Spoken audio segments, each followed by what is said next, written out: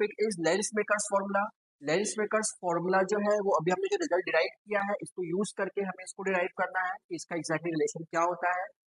इसको डिराइव करने के लिए पहले हम इसका रे डायग्राम बनाते हैं। यहाँ पे मैंने बनाया है अपना एक लेंस, राइट। अब इसमें वर्क क्या होने वाला है वो देखिए। हमने एक लिया यहाँ पे पॉइंट ऑब्जेक्ट, तो भाई मेरा ये हो गया अपना पॉइंट ऑब्जेक्ट।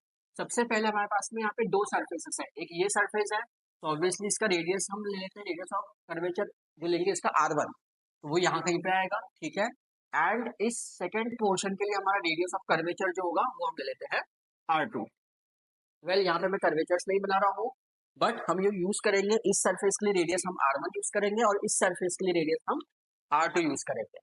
अब सबसे पहले क्या हुआ भाई, रे हमारा फर्स्ट सरफेस से जाएगा और टकराएगा। पॉइंट ऑब्जेक्ट का जो रे है वो सबसे पहले हमारा फर्स्ट जो सरफेस है R1 वाला उससे टकराएगा, उससे बनाएगा अपनी इमेज। सपोज इस वाले सरफेस की वजह से जब रिफ्रैक्शन होगा तो इसने अपनी क्या बनाई है, इमेज बनाई आई डैश। अब ये इमेज आई डैश बन चुकी है। अब ये आई डैश इमेज जो है वापस ऑब्जेक्ट बन गई इस सेकंड सरफेस के लिए। Now this I dash image act as a object for the second surface जिसका कर्वेचर रेडियस ऑफ कर्वेचर जो है वो कितना है, R2 है। Now this is my object and this is my surface. Now it's convex surface, तो यहाँ पे ये आएगी लाइट वापस आई एंड इसने यहाँ पे क्या बनाई, फाइनल इमेज आई बनाई। वेल ऑब्जेक्ट से लेंस का डिस्टेंस है तो what I am taking here is u। पहले इमेज कौन सी बनी, आई डैश, तो इसके लिए सपोज हम इमेज ले लेते हैं v dash and final image कौन सी बनी, आई यहाँ पे, that is my final image is v।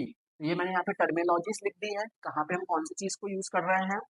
Now अब हमें इस सरफेसेस के इस दोनों सरफेसेस के लिए हमें क्या करना है, इस रिलेशन को यूज करना है।